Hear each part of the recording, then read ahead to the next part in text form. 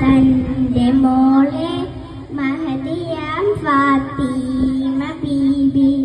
മുത്ത് റസൂലിന്റെ കൽബിൽ തേനൊളി മലരേ